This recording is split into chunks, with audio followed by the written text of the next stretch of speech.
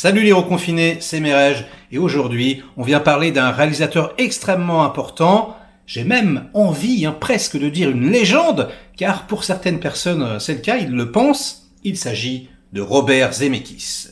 Robert Zemeckis, c'est pas compliqué, il a mis son empreinte à vie.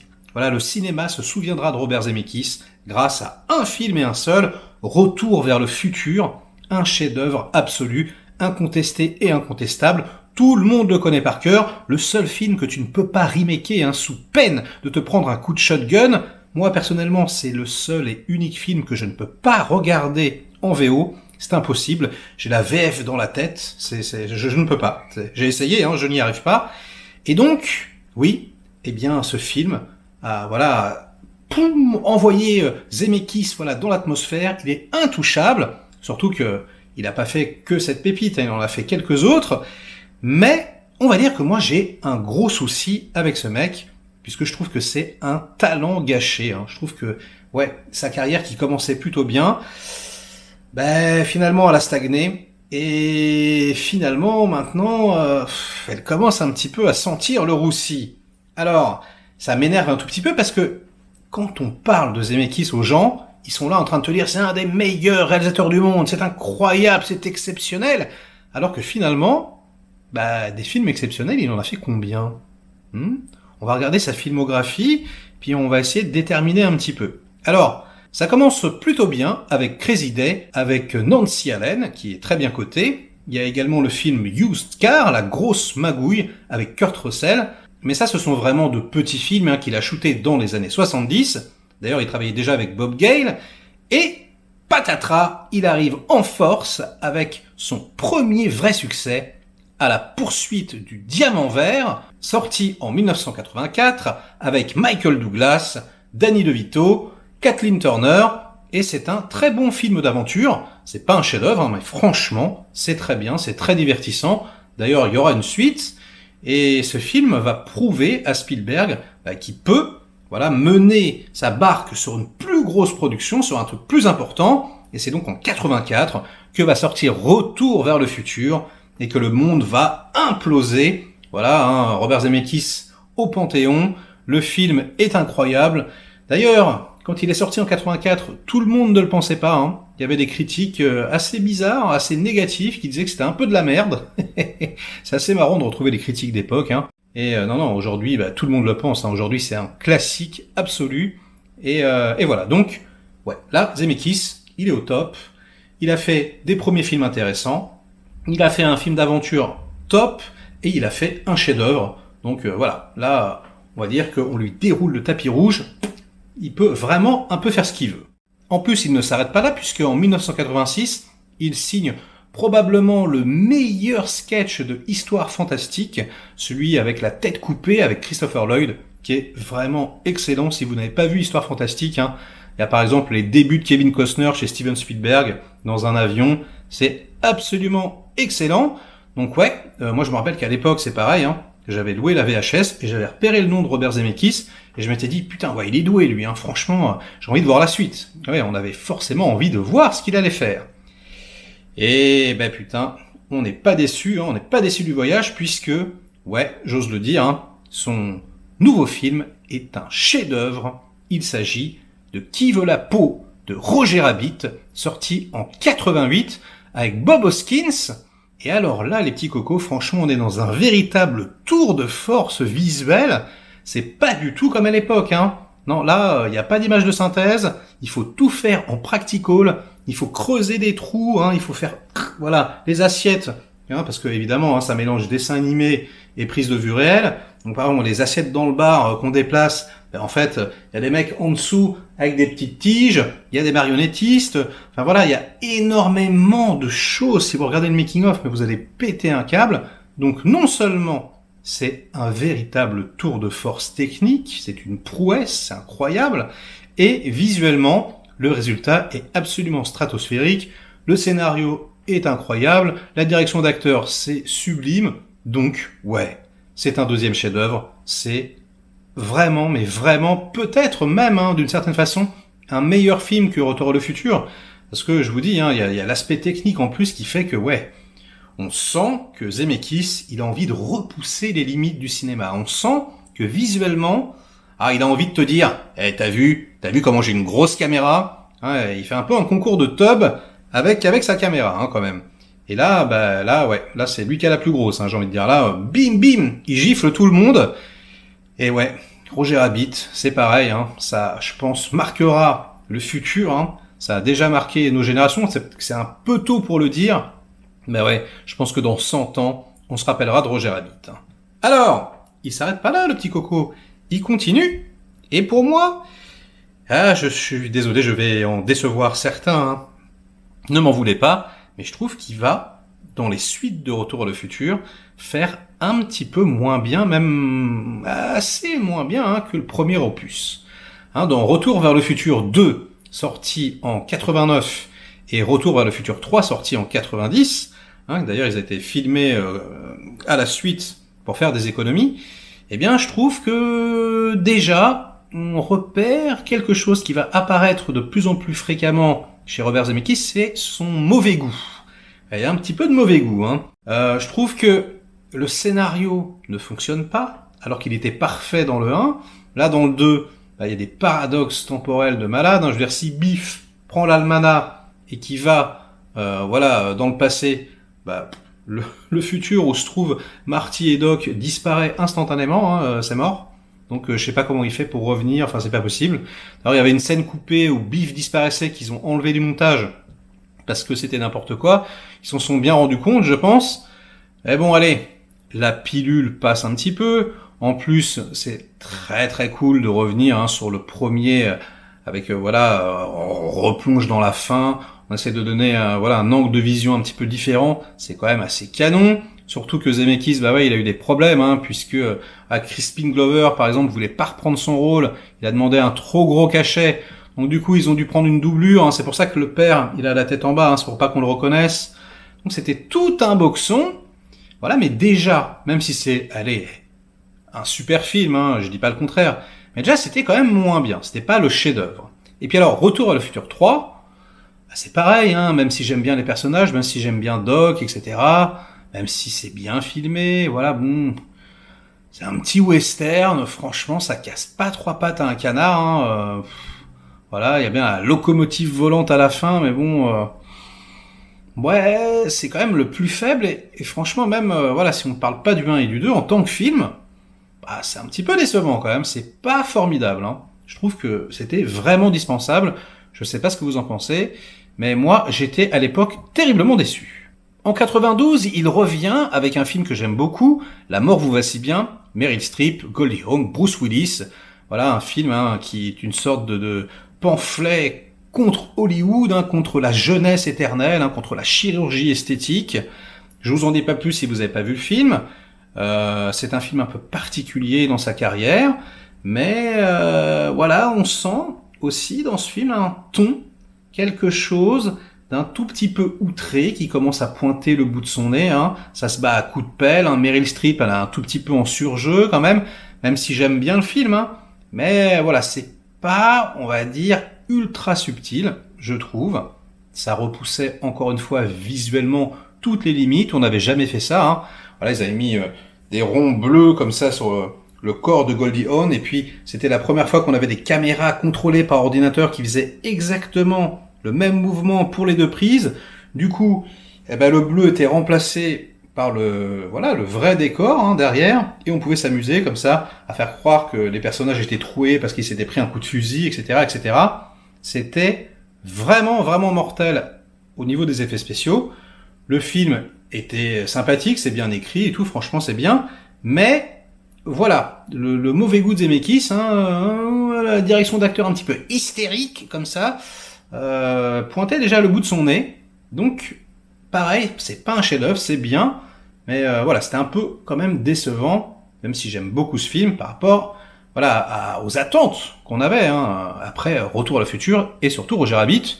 Voilà, on se disait bon, vas-y, envoie la sauce. Alors on est quelque peu rassuré en 94 avec un succès pharaonique, Forrest Gump. Hein, la vie c'est comme une boîte de chocolat, c'est vraiment vraiment excellent. Franchement, oui, pour moi, je vais le dire, hein, c'est un chef-d'œuvre, mais c'est vraiment parce que c'est ma sensibilité. Sachez qu'il y a énormément de gens qui n'aiment pas du tout ce film, qui trouvent ça complètement débile, et surtout, voilà, ils détestent la façon dont le Vietnam est traité dans le film, comme si c'était voilà un truc sans importance. Et je peux le comprendre, c'est vrai que c'est un petit peu dérangeant, mais oui. Sinon, prestation des acteurs incroyables. Encore une fois, les effets spéciaux, c'était hallucinant. Hein. Franchement, les transitions avec la plume, Gary Sinise avec les jambes coupées, etc. Voilà, on sentait vraiment qu'il voulait repousser toutes les limites. Hein. Et alors, il faudrait que je le revoie maintenant parce que ça fait des années que je l'ai pas vu, mais formellement, visuellement, tout était invisible. Franchement, c'était un tour de force visuel et narratif. Donc ouais, là, il revenait en force et je me disais ah ça y est, on a retrouvé notre Robert Zemeckis. Il n'y avait pas de faute de goût. C'était franchement voilà ultra bien écrit, ultra bien monté, la musique magnifique. Enfin tout est parfait dans ce film pour moi en ce qui me concerne. Si c'est pas le cas pour vous, ben on en parlera dans les commentaires. Et ben on se dit ok ça y est, il a retrouvé sa voix, il a enlevé son mauvais goût et advienne que pourra. Et donc en 97, il sort Contact avec Jodie Foster. Et alors là, je suis désolé, hein, je vais perdre des abonnés, mais je déteste ce film. Mais je le conchis. Vraiment, je trouve ça mais nul, mais ridicule, mais vraiment. Hein. Alors je ne sais pas pourquoi voilà, tant de personnes adorent. Je trouve vraiment que c'est boursouflé, mais vraiment, mais oh là là, la religion, le papa, le truc, oh là là. Je n'y arrive pas du tout. Pour moi, c'est vraiment du gras avec de l'huile, avec du gras, et puis un petit peu de chantilly par-dessus. Ce n'est pas possible. Mais, je reconnais quand même que ce film est très bien réalisé. Il y a encore une fois une volonté de repousser les limites visuelles et formelles. Hein, regardez comment j'ai une grosse caméra, avec notamment le premier plan, hein, voilà, hein, qui part de l'espace, on voit toutes les planètes et tout ça. C'était incroyable, hein, ce premier plan sur l'univers, comme ça, ce travelling arrière. Oh, on était là, on se disait, mais qu'est-ce qui se passe? Et donc ça, oui, je reconnais, même si je déteste le film, il est formellement très très bien exécuté, c'est le moins qu'on puisse dire. Mais ouais, là, voilà, là, la chantilly, là, oulala, là, non, là, c'est pas du tout le Zemeckis que j'aime. Et je pense que, ouais, on va en débattre dans les commentaires. Je vais me faire un petit peu défoncer, mais non, pour moi, c'est pas possible. J'étais dégoûté. Et je me disais, oh non, on a perdu Zemeckis. Et je ne vais pas forcément être rassuré, les petits cocos, puisque en 2000 sort Apparence, un thriller hitchcockien avec Harrison Ford et Michelle Pfeiffer. Et là, c'est pareil, c'est incroyablement bien filmé, mais genre, le film est fou. C'est-à-dire, je me rappelle, il y a carrément voilà, la caméra qui plonge sous le plancher. Là, on passe sous le plancher, etc. Il y a des effets de transparence, faire des plans complètement hallucinants qui seraient impossibles de filmer dans la vraie vie, j'ai envie de dire. Et ouais, c'était assez stupéfiant. Mais encore une fois, est-ce que c'était très pertinent? J'en suis pas sûr. Est-ce que c'est un très bon film? Non, moi je trouve pas. Hein. Je trouve que c'est franchement un peu moyen. Revoyez-le. Hein. C'est pas exceptionnel. Hein. Franchement, on sent tout venir à 3 km. Et voilà, on sent vraiment qu'il a construit une baraque en studio pour pouvoir enlever les murs, s'amuser à faire ses plans de cam. Voilà, encore une fois, hein, il veut imposer sa grosse cam, mais il en oublie un peu le scénar. Et je trouve que ouais, ça tombe un petit peu à plat. Et donc là, ouais, hein, j'étais là en train de me dire, mais quand est-ce qu'il va revenir? Quand est-ce qu'il revient? Eh il revient avec un succès stratosphérique. Et oui, on parle bien de Seul au monde avec Tom Hanks, sorti également en 2000. Alors là, il y a un tour de force également de Tom Hanks, puisqu'il a perdu je sais pas combien de kilos. Le film a été tourné en 6 mois. Ils ont d'abord tourné toute la partie où il avait maigri, après ils ont tourné toute la partie où il avait grossi, etc. Donc c'est pour ça que le film sort en 2000 aussi, parce qu'en fait il a été tourné avant Apparence, a priori, en tout cas la première partie. Et le film est super apprécié en général. Moi aussi, je l'apprécie. C'est un excellent film, il n'y a pas de faute de goût. Hein. Donc j'étais content. Je vois ce film, je me dis, ah ouais, ça y est. C'est un peu particulier par rapport à ce qu'il fait d'habitude. Quelque chose de plus simple, où on va dire l'artifice de mise en scène, c'est quand même le fait d'avoir scindé le tournage en deux. Et ça, moi, je trouve ça assez louable. D'ailleurs, je trouve que c'est un de ses meilleurs films. Son meilleur film pour moi depuis Roger Rabbit, en fait. C'est peut-être mieux que Forrest Gump d'une certaine façon. Parce que Forrest Gump, comme je vous le disais, il y a quand même des trucs qui grincent un petit peu. Là, franchement, je crois que ça a mis tout le monde d'accord. C'est assez rare de rencontrer quelqu'un qui n'aime pas ce film. Et donc, on était un petit peu rassurés. On se disait, ok, d'accord, tu changes un peu, tu fais des choses un petit peu plus simples, un petit peu plus intimistes, t'arrêtes d'essayer de nous imposer ta caméra à tout prix, et ça faisait plaisir. Sauf que, le plaisir fut de courte durée, j'ai envie de dire. Puisque de 2000 à 2009, il va proposer uniquement des dessins animés. Alors il y a le Pôle Express, encore avec Tom Hanks, il y a la légende de Beowulf, il y a le drôle de Noël de Scrooge, sorti lui en 2009, et donc de 2000 à 2009, on n'a pas de film de Zemeckis, on n'a que des dessins animés en synthèse, que je trouve beaucoup moins intéressant qu'un Pixar par exemple. Je trouve que à l'époque on disait ouais vous avez vu un peu le visage et tout. Moi j'ai jamais trouvé ça très très bluffant personnellement. Alors là, il est parti en cacahuète, notamment dans Beowulf, qui est son meilleur, enfin en tout cas celui que j'apprécie le plus, où là il y a des plans de caméra invraisemblables, ça rentre dans des trous de souris, mais Robert, on s'en fout, c'est de la synthèse.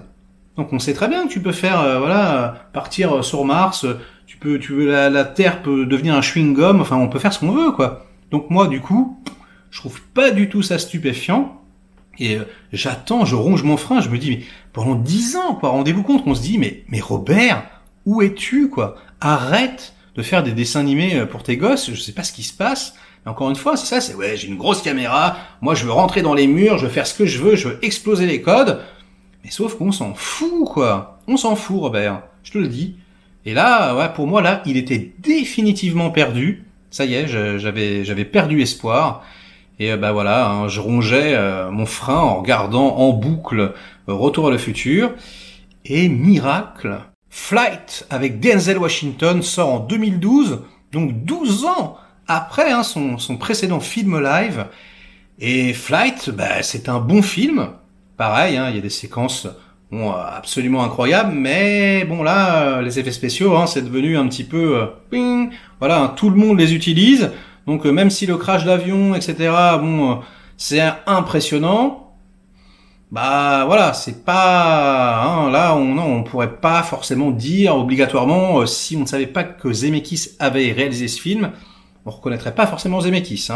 Et je me rends compte, à partir de ce moment-là, que finalement, ça fait très longtemps qu'il a pas fait de bons films, et que finalement, il en a fait beaucoup de mauvais, beaucoup que j'aime pas, beaucoup de trucs un peu insipides, beaucoup de dessins animés sans saveur.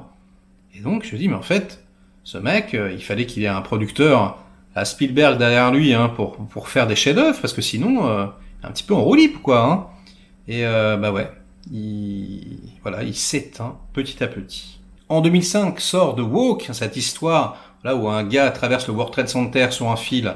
C'est pareil. Jason Gordon-Levitt qui essaye de de jouer en français, on dirait un allemand, c'est assez marrant. Bon, toute la partie où il traverse en 3D, c'est excellent. Visuellement, il retourne un peu dans ses travers. Bon, c'est assez fabuleux, franchement. La demi-heure de traversée, elle est mortelle. Mais toute la première partie, c'est quand même vachement cheesy. Franchement, je sais pas ce que vous en pensez, mais ça grince un peu des dents. Alors, quand on le voit en VF, peut-être que ça passe un petit peu mieux, j'en sais rien. Mais moi, c'est pas possible.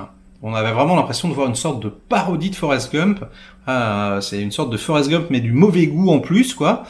Et on se dit, mais qu'est-ce qu'un truc aussi fantasque fait dans un univers aussi réaliste? C'est très très bizarre. Et du coup, même si j'aime beaucoup la dernière partie en 3D, on va dire que je me force un peu à oublier la première. Et quand je le revois d'ailleurs, je zappe la première partie. Je vais direct, je mets mon Blu-ray 3D, et je mets direct la dernière partie. Donc encore une fois, un film intéressant formellement, mais quand même vachement décevant, surtout par rapport à ses œuvres passées. Allié est sorti en 2016 avec Cotillard et Brad Pitt, c'est pareil, c'est un film un peu plan-plan, franchement, on devine les ficelles instantanément, c'est très très numérique, On a l'impression que Brad Pitt c'est une poupée de cire, c'est un petit peu bizarre. La photo est pas super belle, le scénario est un peu capillotracté, le film est un petit peu ronflant, un petit peu mou.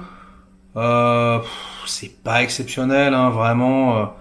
Ouais, ça y est, il est vieux, hein, le coco. Alors, je n'ai pas vu son suivant. Bienvenue à Marwen. On m'a dit que c'était très intéressant. Voilà, bon, écoutez, on en parlera dans les commentaires. Je vous avoue que j'ai vraiment peur de le regarder. Hein, j'ai perdu espoir. C'est le premier Zemeckis que je ne vais pas voir en salle. Hein. Voilà, parce que voilà, au bout d'un moment, j'ai arrêté. Quoi. Je me suis dit bon, ouais, maintenant ça suffit, quoi. Hein. Et en 2020 sort son dernier film, Sacrée sorcière. Voilà, disponible sur HBO Max aux États-Unis. Je vous en ai fait la critique sur ma chaîne. Bon, bah voilà, il y a une partie du film qui est bonne, le début là. Voilà, on se dit ah et en fait non, et en fait le soufflet dégonfle, c'est pareil. Il y a son mauvais goût qui rejaillit, sa direction d'acteur assez hystérique. Voilà, mais là hystérique plus. On a quelque chose d'un petit peu sans saveur, d'un petit peu impersonnel, même s'il y a voilà quelques plans très intéressants, encore une fois au ras du sol. Voilà, on sent qu'il a envie de s'amuser avec sa caméra, Robert, mais qu'il a plus véritablement envie de raconter d'histoire. Et donc, eh bien non, je ne pense pas que ce soit un génie. Je pense que c'est juste un très bon faiseur qui s'est perdu et qui est devenu un réalisateur assez médiocre. Alors ne m'envoyez pas de tomates tout de suite, hein. C'est juste mon avis. On en discute dans les commentaires. Mais ouais, est-ce qu'il mérite sa place à côté de De Palma, à côté de Lucas, hein, à côté de Scorsese, etc. Bah non, et certainement pas à côté de Spielberg. Hein, entre les deux, je trouve qu'il n'y a vraiment pas photo. Hein. Donc désolé Robert, je t'ai aimé du fond du cœur, mais tu m'as déçu. Alors Robert, si tu regardes cette vidéo, tu peux déliker. Et si vous regardez cette vidéo, vous autres, vous pouvez liker. Vous pouvez également minauder de commentaires pour faire marcher le petit robot YouTube.